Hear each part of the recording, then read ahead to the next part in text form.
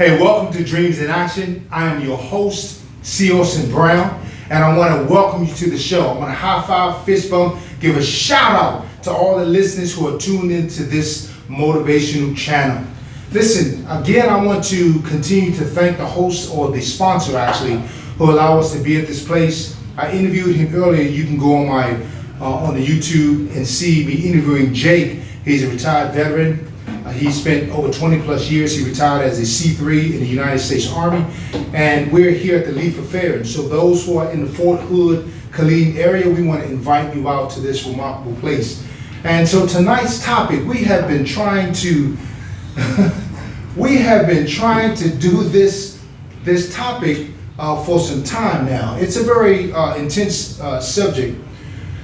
We're going to try to dive deep in some things. And so the topic tonight is overcoming abuse. Overcoming abuse. And so when we think about abuse, there are different kinds of abuse. There are psychological abuse, you have emotional abuse, financial abuse, relationship abuse, or the lack of, exactly. We also have physical abuse, sexual abuse. And what I have learned over the years, that sometimes people can hide. Statistically, when you have sometimes young men or men who have been abused, sometimes they feel ashamed. They feel like there's some things that has transpired in their lives that they don't want to talk about it, or they don't want to share.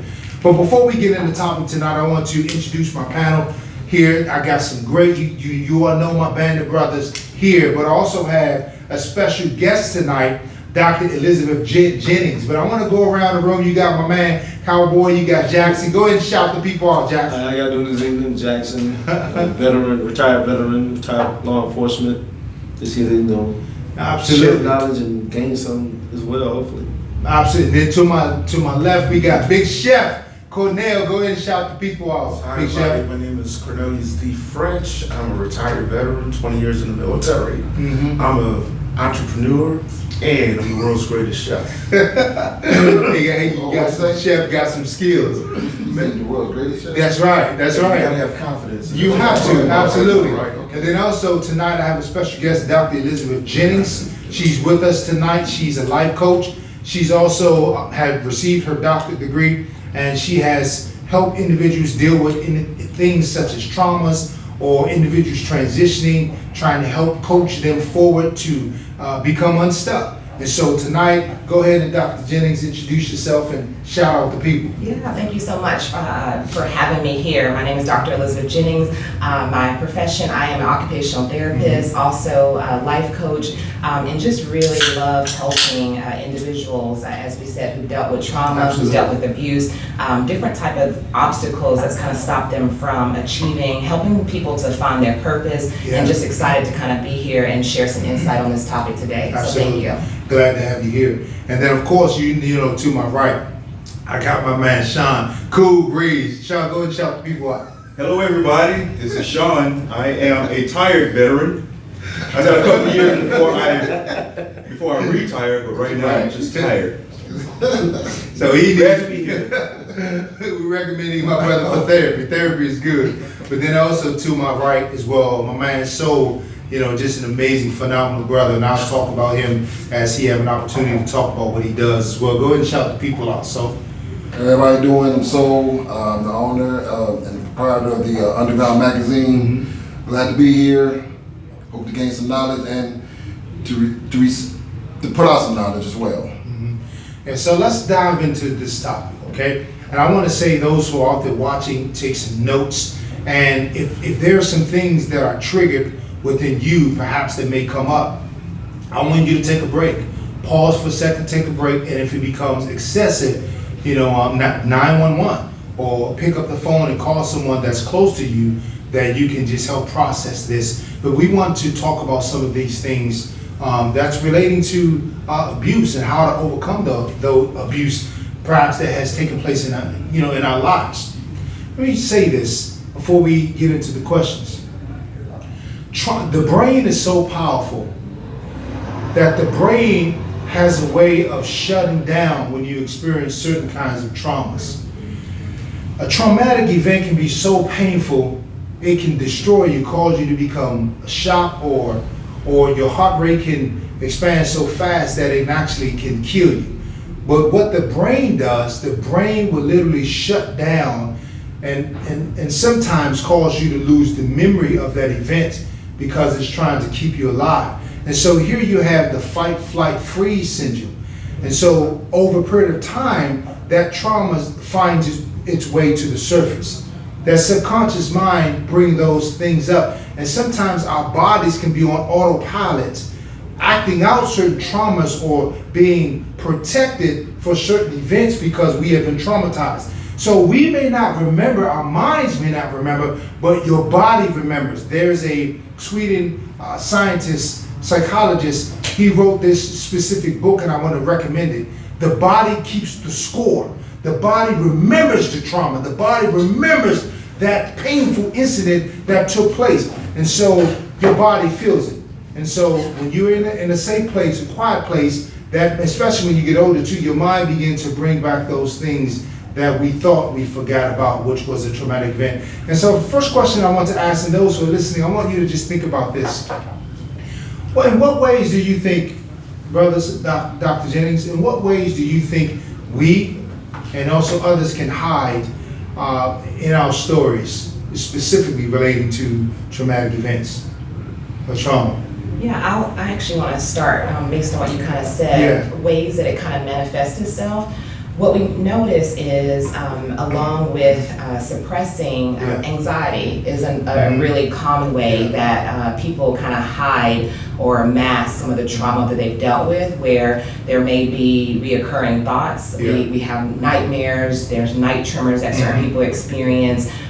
They notice themselves having panic attacks, different things like that, where their body is literally at a state of heightened awareness to a degree where sometimes they're not able to function because that anxiety is how they're kind of hiding what's happened, and it's manifesting itself in that way. So that's one very common, and it can be very severe for a lot of people as it shows up. Yeah, absolutely. And the traumas we want to talk about, you have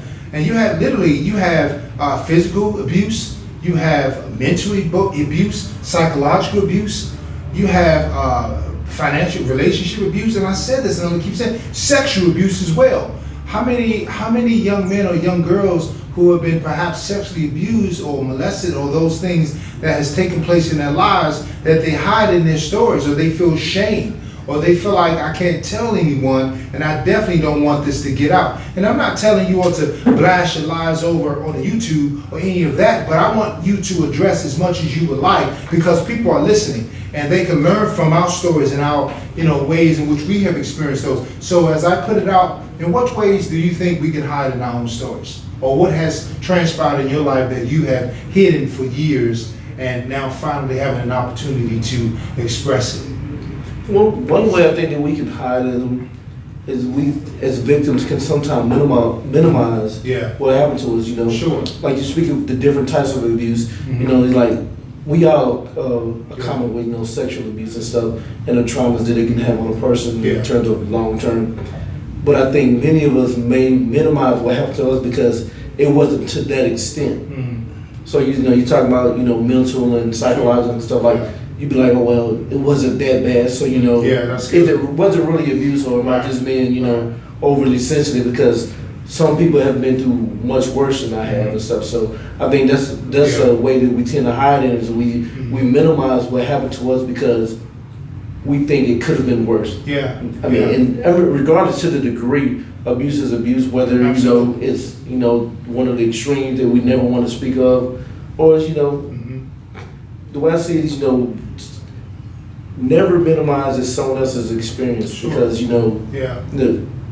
probably in your profession too, Doc. You can tend to become numb to the situation. Absolutely. So what's routine for me may be someone else's first experience, a life-changing event. So I think one way we do it is, like I said, just minimizing what we go through is one way that it happens. And that's a function of the brain too, because the pain is horrible. And so the brain is trying to say, well, I'm gonna compare well, my pain is not as bad as somebody else, Right. and so let me minimize it because I'm trying to, at least get rid of it, and trying to survive it. And what other ways you think perhaps we have experienced trauma or experience, and it may not be to the magnitude of whatever we think, but pain is pain. Right? Abuse is abuse. However it occurs, it has an impact on us. Yes. So in what way? So what do you all think? Well, I think, as he said, I'm going to reverse that. Mm-hmm. I think there are ways that individuals can maximize the trauma Yeah. by becoming the abuser. Wow. Hurt people, hurt people. Hurting people hurt people. Wow. Yes, so that's one way that individuals can hide behind what happened to them. Sure. And they, subconsciously or intentionally inflict that same pain Absolutely. on other people. Yeah. Yeah. That's a good point. And you said something key too, man, that hurting people hurt people. And so as a result, we are actually acting out those things perhaps that has transpired upon us, on others. So, yeah. Big Chef? Some people also, they downplay it by laughing about it. Yeah. A lot of your famous comedians actually grew up poor or had people talk about them, and what they did was they became comedians. They joked about it. It's like, I'm not the nicest looking, I'm not the smartest, Yeah. I'm not the richest, but Sure. you know what? People make fun of me, so I take it as a joke Mm-hmm. and I make everybody laugh.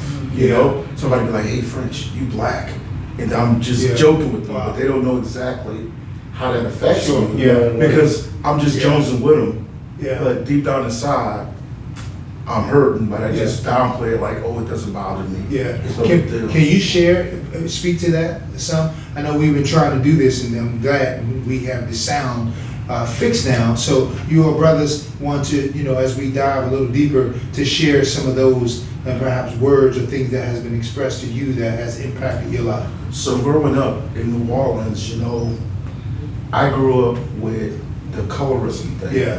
Yeah. By being really, really dark. Mhm. Being really, really dark was a bad thing in my community in New Orleans. So people treated me as if I was unintelligent, Mm-hmm. I was dirty, Right. Yeah. Yeah. and ugly. And I mean, at a young age of like 4 or 5 years old, you getting information like this from adults. Mm. You're going to play with your friends like, oh, why you playing with this dark, nappy-headed kid? Right. And Wow. the way that affects you growing up, and what it did was it turned me into an introvert. Mhm. It kind of made me not be as social as I should have been. A lot of people thought I was shy. It wasn't that, it's just that I didn't want to deal with the outside people, Got it. with the way that they viewed me, Yeah. and making me feel less of than what I truly was. Yeah, that's key, man. That's interesting. And you said something, the whole piece of colorism too. And sometimes, man, we can be our own worst enemies as well. Yeah, We can pit ourselves, and that came from the whole slavery concept. I mean, the whole how we blacks were the dark skinned person was treated a certain way, and the person who was light complexion was treated a certain way. And I think a lot of that, transferred into our communities of how we treated darker skinned people and also lighter skinned people. And so to hear that, being told, who is this dark skinned person or whatever, man, that scars a person.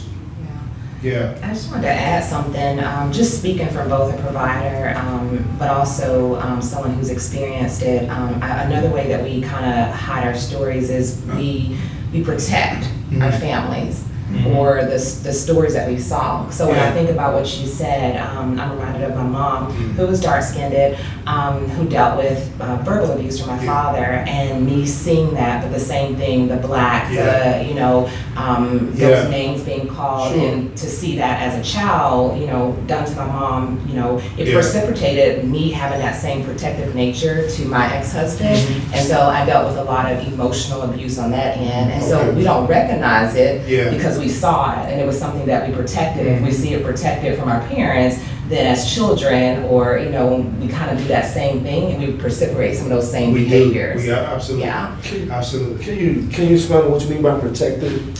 Yeah, because it was one of those where, in the family, things in the family stays within the family. And a lot of abuse, we kind of see that happening. Also protecting as in like not acknowledging it as abuse and just keeping it. Yeah. Yeah, Or being not hush talking about it. Yeah, Okay, that's- okay, Yeah. okay. I understand. I'm What talking stays, about what that. stays Okay. at the house, Okay. what happens at the Absolutely. house stays at the Family, house. yeah, go ahead, Doc. Yeah, Yeah, I your get it. family secrets, man. In Yeah. fact, those who listening, if we were to do a family discussion, but because I'm learning things now as an adult, man, there's some things that transpired with family members that saying, man, that happened to you. That's pretty.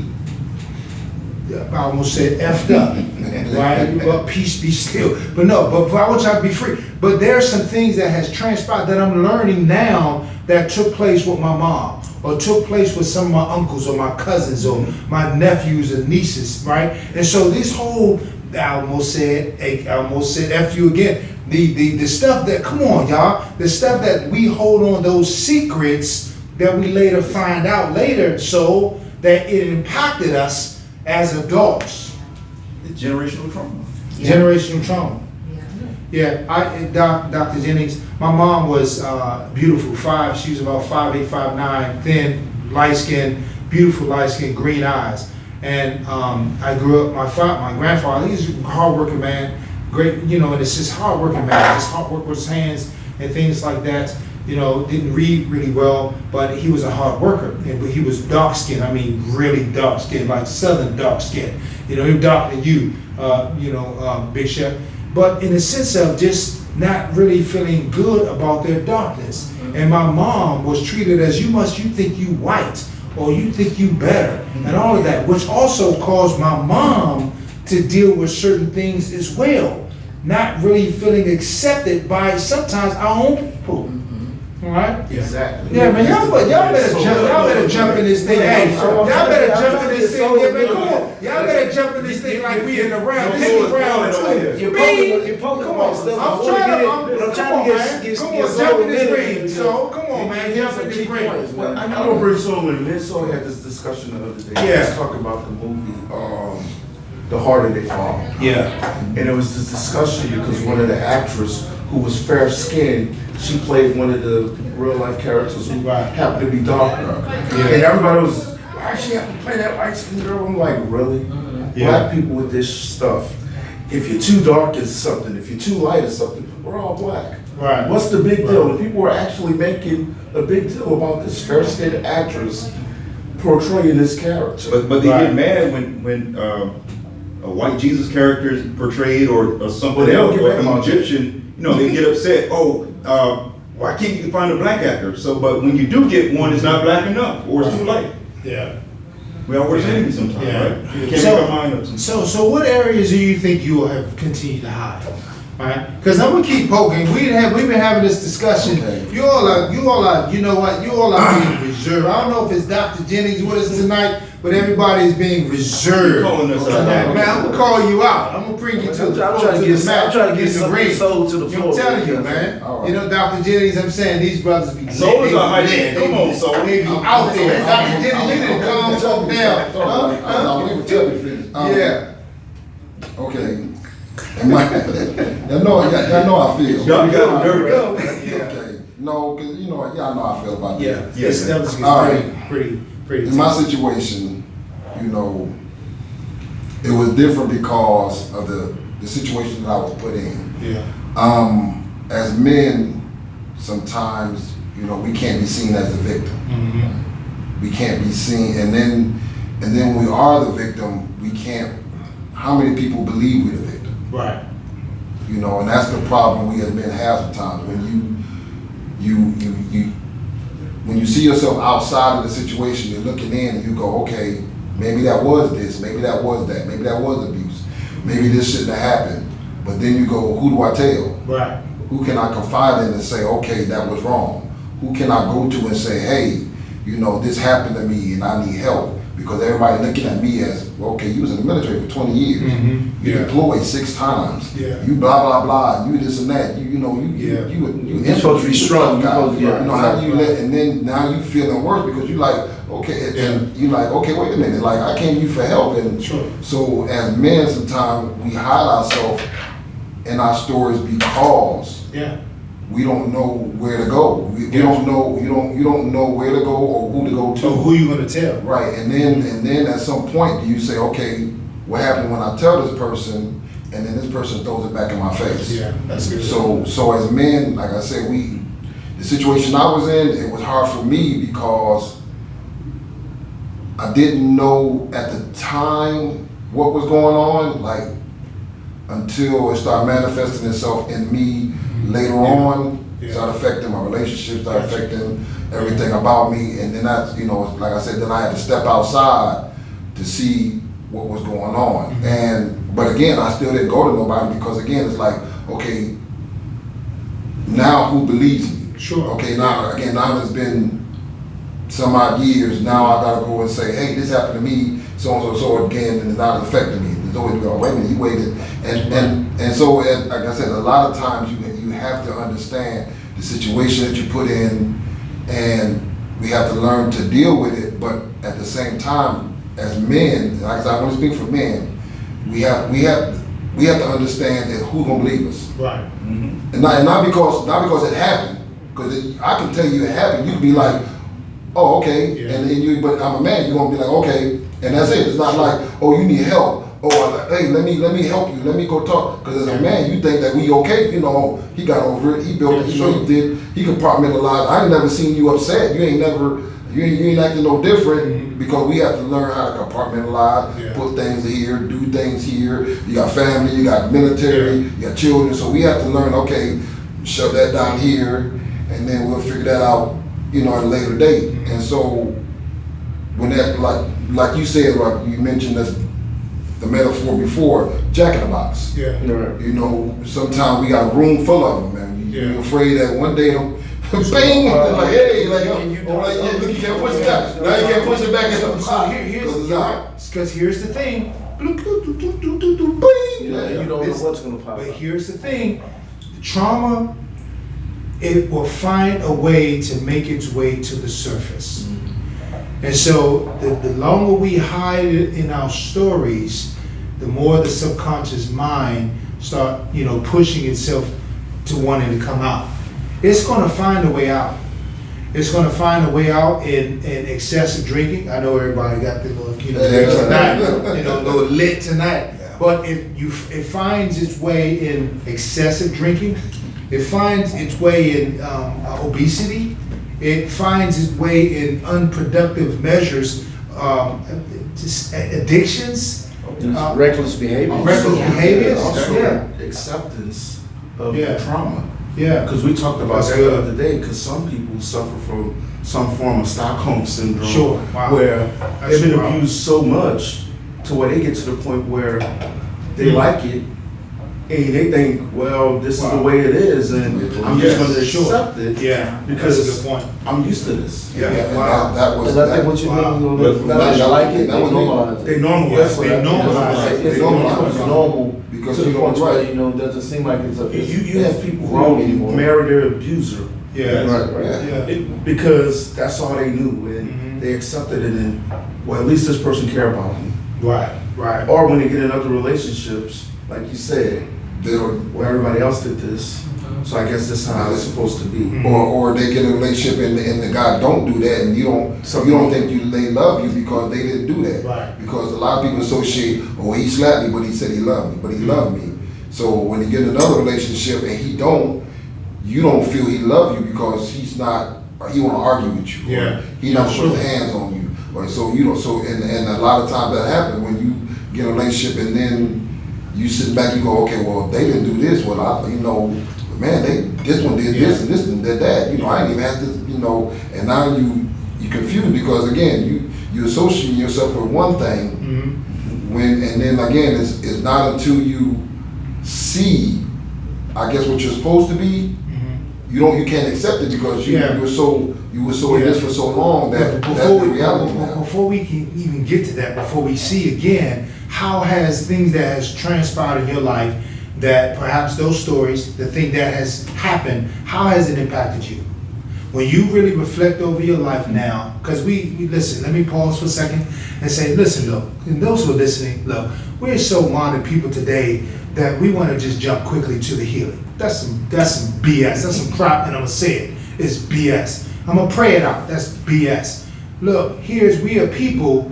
We celebrate. We have I'm gonna use, if you're Christian, let me use this example. You have Friday was the crucifixion, right? If those who are religious people would say, okay, you're Friday. But guess what they do quickly? They move from Friday, where did they go?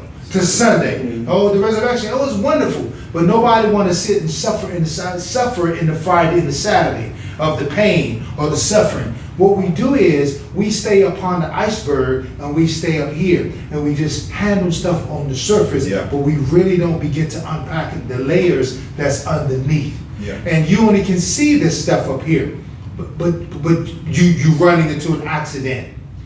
You sinking like the Titanic. How we sinking like the Titanic? The relationships are messed up and scarred. Our children are affected and scarred. You know, our future in terms of how we act and how we do things are scarred. Yeah. We become obsessive in other things because of some of those traumatic events that took place, but we need to go deeper to be able to deal with those things. You know, that's frightening for a lot of people. It's very frightening for a lot of people. But that's the part, and that's the problem right there. A lot of people want to, like you said. Let's say you. Let's it. focus on us. What Okay. about you? How do you do it? Like, How has it caused you to be hidden? when I first accepted what happened, when I first acknowledged that what I went through was considered abuse, I didn't handle it well because, again, as like my first thing was, okay, that happened long ago. I'm good. Yeah. And I was like, okay, I'm better, you know. But then, and it's like you said, it's almost like as soon as I accepted what happened, the box opened up, and all this stuff started flooding up.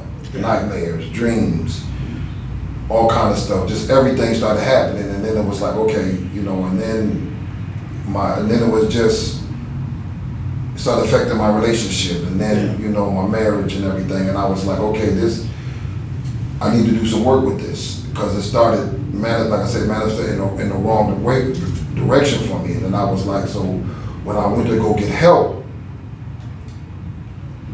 it took me to another direction because I didn't think the lady took me seriously. And I didn't. When I went to her and I would talking to her, and she was just like, so what are you doing? And I was like, what was okay, it like to express those things? When you were expressing it and telling it and getting it out? I was upset. Well, got it. Because I didn't feel that she was helping me. Yeah. And it started making me even more upset. So now anger's sitting there. Because now I'm upset because I put myself out there and I'm not getting the help that I wanted that I think I'm supposed to get. Yeah. So So now that I'm angry. anger led to what? So when you felt angry, It led to everything. Everything was because I'm angry now. I'm angry here. I'm angry at home. I'm angry at work. I'm angry everywhere because now again I let myself. So as you were angry, then it acted out. So what happened when you became angry? Everything happened when I became angry. So what happened when you became angry? You seen the Incredible Hulk? Right. So again, Smash. what happened But- when you were angry? No. I mean, what happened when I was angry? Okay. Yes. What happened when you were angry? We're gonna Yeah, go a okay, little I deeper. put today. like Is that this. all right, I put like this. I'm a little deep. When I became angry, I became violent. When I became angry, I became sarcastic. When I became angry,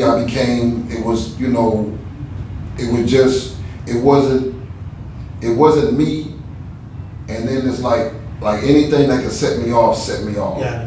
Even in the military, I was in the military. You say the wrong thing, I'd have snatched you up. I'll put my hands on you. And I know, again, I'm not that guy. Don't doubt. No, stop. Don't doubt out. Right. Let's stay there. So I'm when just- you became angry because you become violent, and you felt violent, you put your hands on people, and so as you put your hands on people, you became short-tempered. All of those things. So when that happened, what happened even further from there? We can pause for a second. I'll let No, you I'm guys good. rest I'm it good. out. I'm good. I'll tell you right now. Okay, what happened? Like I said, it got to the point where I couldn't be in the military no more. Gotcha. So I literally put in my papers. I said, okay, I can't do this because mentally I can't function properly. So then I thought that would help without me having to be in that situation, Gotcha. and it didn't. And then so I saw help again. Gotcha. Now this is when I already had my two oldest ones, and then I had my two youngest ones, and it was like, okay, then I started seeing my children Sure. I felt that my children started seeing me a certain way. Gotcha. Like dad is always upset, dad is always mad, Okay. and I had to change. That's when I said, okay, Yeah. I need to try this Pause. again. So again, when you became angry, you became violent, and when you became violent, you put your hands on people, you put your hands on people to the place where I can't do this no more. I even need to get out of the military.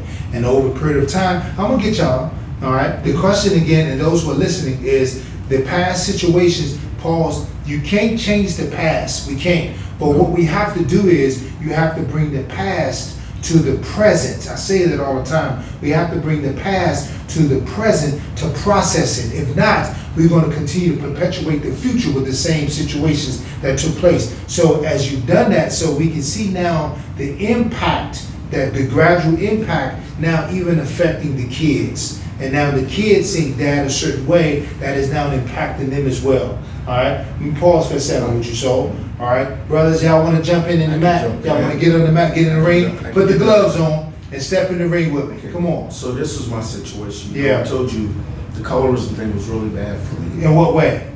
It made me feel like I was inferior. Right. It What made does me that feel- mean to you? Come on, It go. made me feel less than. Right. It made me feel like I didn't have a seat at the table. Sure. Like, why am I here? Something wrong with me. Mm, It put my self-esteem down. yeah. I could get with girls, but even if I could get with them, I didn't feel like I was worthy. Yes. Because even, like, why are you with me? It must be something else. Yeah. I don't think I'm worthy to be with you. Got you. And especially when you get the peanut gallery, their family and stuff, Yeah. still talking that nappy head, black, dumb, dirty shit. Yeah. There you go. I felt that way. Yeah. But when I finally did leave New Orleans and I joined the military, how I dealt with that was overcompensation. Overcompensation. So it's like when I finally left and I was in the military, went Yeah. to Germany, Yeah. you know, I got money, I'm dressing nice, I have a lot of ladies interested in me, they didn't care about the colorism thing. Mhm. And what I did was overcompensated. Okay. I mean, What does that mean? I treated Overcompensate. these women really bad. What does that mean? Not bad, like